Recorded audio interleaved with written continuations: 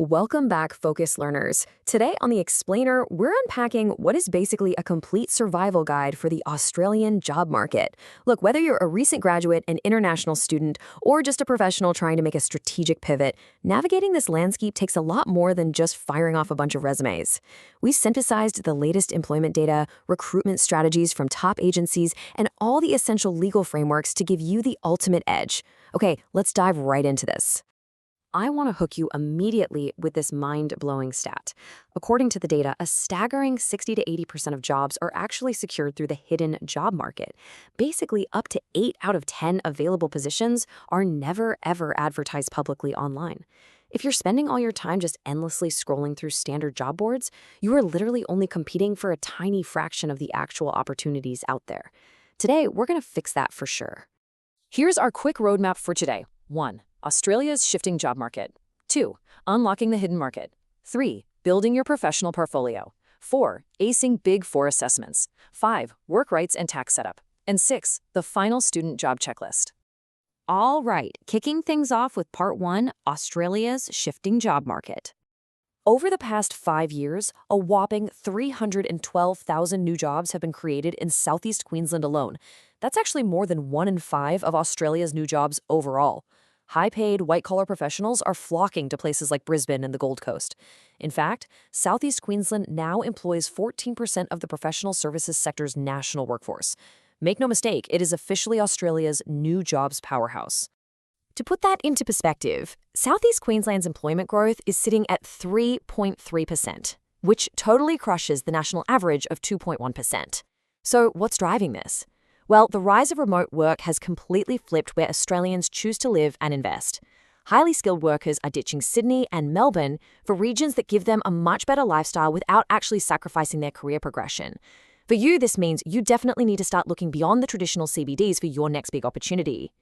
Moving right along to part 2, unlocking the hidden market.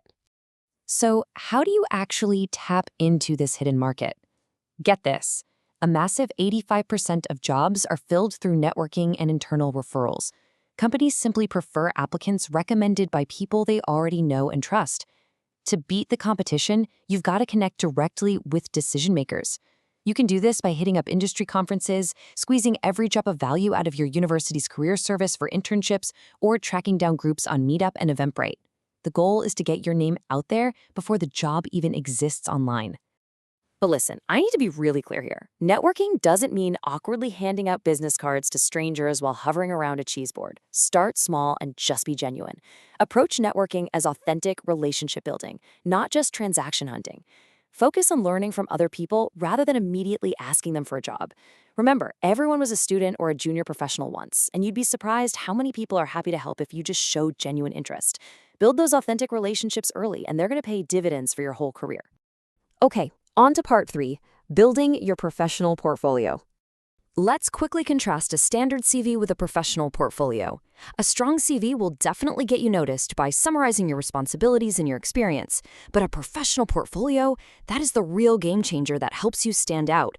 Unlike a CV, a portfolio gives employers tangible visual evidence of your capabilities. We're talking project examples, case studies, reports, designs. It essentially proves you can actually do what your resume claims you can do.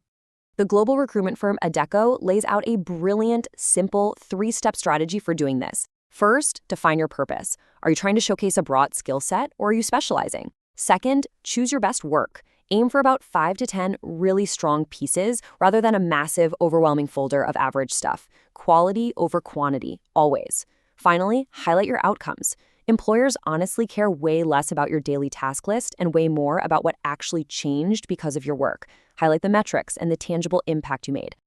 Next up, part 4, acing Big Four assessments. All right, I'm putting you in the hot seat with a real example right now. This is a situational judgment test, or SJT, straight from KPMG. Picture this. Your team is totally exhausted and refuses to set up a tent, but a huge rainstorm is coming. What do? Do you force them? Do you bribe them with light duty? Do you just do it yourself? This is what's called a forced choice test, where you absolutely have to select the best and the worst options. These tests are notoriously brutal and are used to weed out over 60% of candidates before a human being even looks at their application. To pass these tests, you basically have to reverse engineer what the firm is actually looking for. Behind all these tricky, stressful scenarios, they're rigorously testing your core attributes.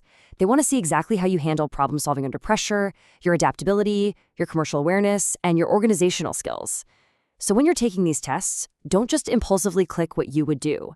Stop and think, which answer best demonstrates these specific corporate attributes? Getting down to the nitty-gritty now. Part 5, Work Rights and Tax Setup. Here are the absolute must-dos to stay out of trouble. If you're on a student visa, you are strictly limited to working a maximum of 48 hours per fortnight while your classes are in session. During scheduled breaks, though, you can work unlimited hours. You also absolutely need to get a tax file number, or TFN. If you don't have one, you are going to be taxed at the absolute highest possible rate, and nobody wants that.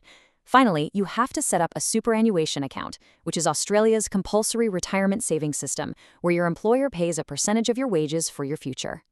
Honestly, having all of this admin stuff sorted out ahead of time makes you such a highly attractive, hassle-free hire. It really empowers your professional journey because it signals to employers that you're organized, compliant, and totally ready to hit the ground running.